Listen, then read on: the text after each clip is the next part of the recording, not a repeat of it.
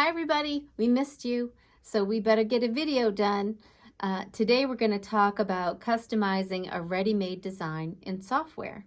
Have you ever had a design that maybe you wanted to change the lettering on? Today we're going to take a Christmas design and we're going to make it into a happy birthday. So we're going to start with a mug rug. Come on down. So here we go. We're in our Platinum software today, and we're going to select a blank canvas. So the first thing that comes up is our hoop selection, and it's going to choose the last hoop that you had used for your software. In this case, it's a 260 by 200, and I'm going to just say okay. I could change it to something else, but 260 by 200 is going to work for us today. Then I'm going to come over and insert a design.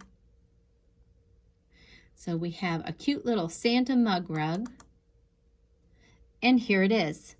It's actually a little big for this design, but the hoop is a little big for this design. I would have to tweak it a little bit, but I want you guys to be able to see the details, so we're going to leave it as is.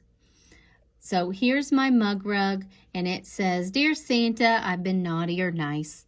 And like I said, we don't want it to be Christmas. We want to make a birthday mug rug. So how would I do that?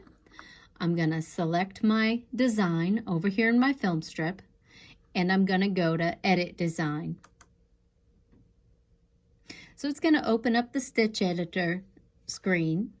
If you've seen any of our other videos, we love this screen. It does a lot of customizing and it has a wonderful tools that are here. So here's my lettering, and that's what I want to get rid of.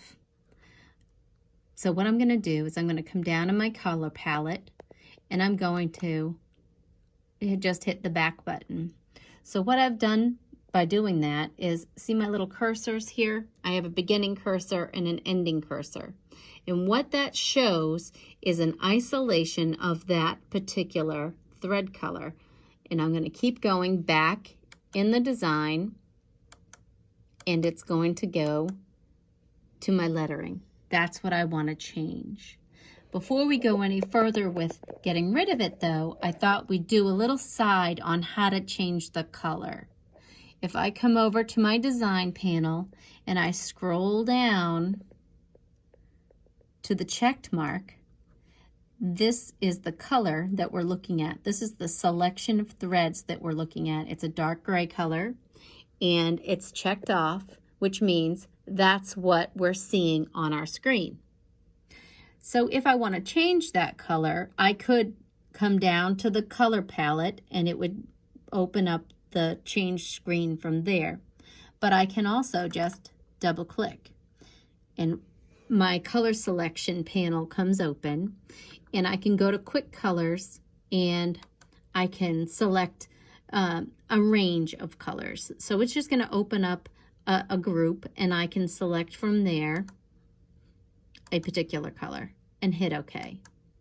So now what was dark gray is now fuchsia, and it's still selected here. It's still showing on my screen. So I could audition different colors.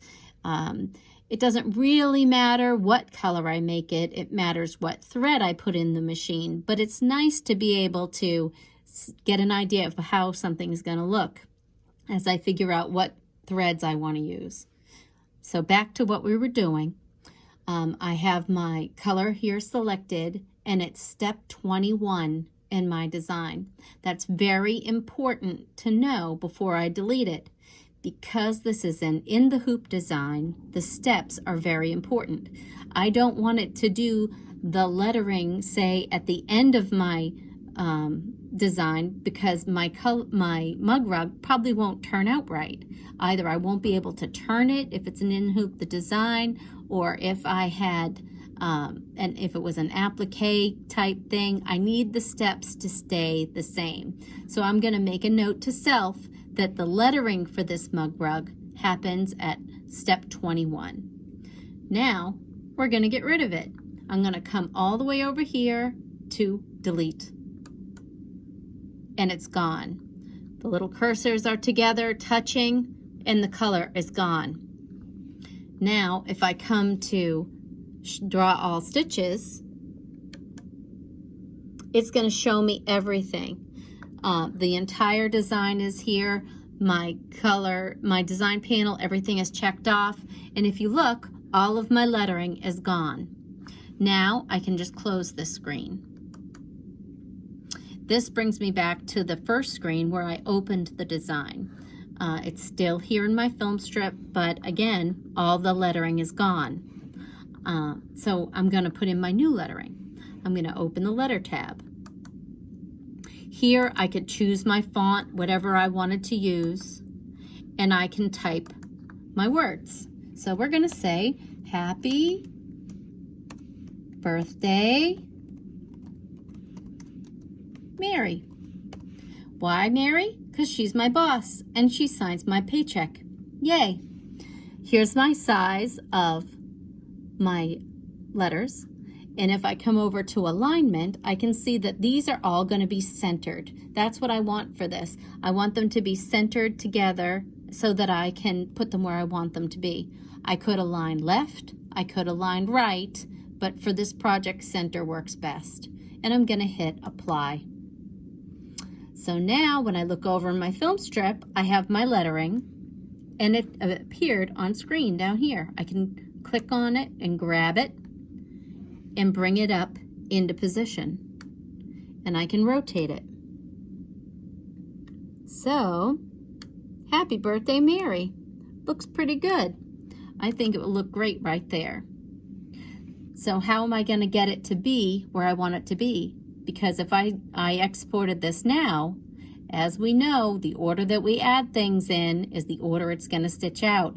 And my whole mug rug would be done, and then it would do the lettering. The letters would show on the back of the project. It just wouldn't be good.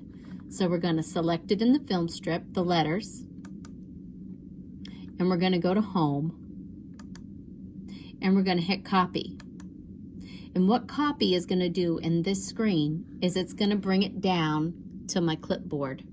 So now it's going to keep a copy of exactly what I had created. It's going to be the right size, and even its orientation on the screen is going to be remembered. Now I'm going to pick the whole design without the lettering, and I'm going to go into Edit Design. So we're going to open up our stitch editor again, and there's the design without letters, and we're going to hit paste. It's going to ask us if we would like these stitches fixed. So it's going to do that because it's letters, or if it was a super design, it wants to make sure that we're committed. And we are, so we're going to hit yes. So now what it's done is it's taken it from my clipboard and it's brought the letters into my project right where we had put it in the other screen. So right where we saved it, it puts it back. But we're still in the same position as far as the order of the sequence of how it's going to stitch out. So we have to change that. So we're going to come down to our little slide at the bottom. We're going to come over to our little color palette, and we're going to hit back until we get to our letters. Then we're going to scroll down and see where it is. We know that the letters have to happen at step 21, but it's not step 21. Now it's step 25. So we still need to get it back there. We're going to select the thread, and we're going to use these little arrows to move it up in the sequence. So we're going to bring it up, and bring it up. Now it's back to step 21, which is exactly where we want it to be. If we look down here on the bottom and we scroll back through the colors, there it is. It's brought back to where it should be. See? And if I keep going, it goes away. I can open up all the stitches and see the whole design, and the lettering is where it should be. Now I can just close the box again and come back to the original design. Now when I look at the design in the film strip, you can see the lettering where I wanted it to be. I can get rid of this part here because I don't need it done twice. So I'm going to select my letters and press delete. So now my design is done. The old lettering is gone, the new lettering is in place, and it's in the right sequence, so that I should be able to export the design at this point and stitch it out successfully. Why is this important? It's great when you're doing letters, but it also could work for other things. Say I wanted this to be a Valentine's card. There are a bazillion quilting designs available for in the hoop designs. I could follow the same process and get rid of these snowflakes and put in hearts or anything else, as long as I'm careful about when the stitches have to happen in the sequence. I can delete portions, I can insert, as long as I pay attention to the order. So I hope that helps everybody. If you have any questions, leave us a comment, ask us a question. If you like the video, please give us a thumbs up. I'm going to upload written directions because I know it's a lot to remember. So that's it. So keep stitching.